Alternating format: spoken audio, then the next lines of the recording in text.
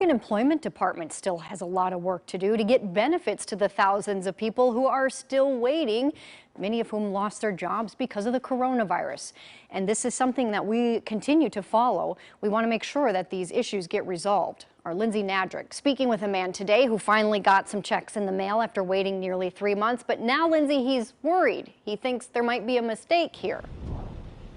Yeah, well, the man I spoke with got 37 checks in the mail all at once on Saturday from the Oregon Employment Department for a total of $14,000. And while that sounds great, he was afraid to cash them because he was worried he would end up owing them money when they realized the mistake.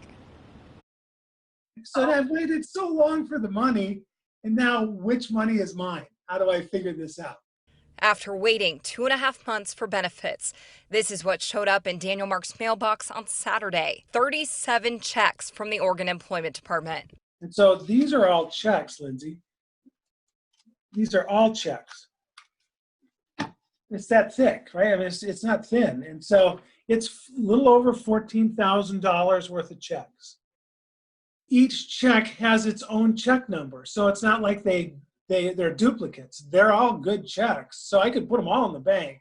I'm not going to. I don't want the trouble, but I've waited so long for the checks. Now I get the checks and I can't use them. Daniel didn't want to end up owing money, so he waited to cash them until he could get through to someone for help. This afternoon, he learned he was in fact paid twice and can only keep about half of the money. It's an error he was told has happened to multiple people. So I asked the new acting director of the Employment Department about it over Zoom. I think it's certainly possible that multiple people have been overpaid. It may be a human error just because we have hundreds of thousands of claims, even if we're accurate 99.9% of the time.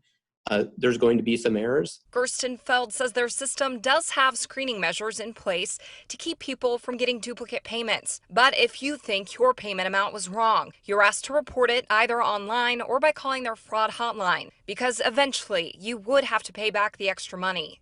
In a situation where someone receives a check, for instance, if we make an error and they cash the check, that's not their fault. Those other penalties don't apply. We do work with them on recovering the money, and there's actually only some pretty limited ways that we are by statute allowed to recover that type of overpayment. Well, if you do need to report an error, we have the number to that fraud hotline as well as other links on KOIN.com. That was also just a portion of my interview with the new acting director. I'll have much more from him coming up tomorrow. Reporting live, I'm Lindsay Nadrick, KOIN 6 News.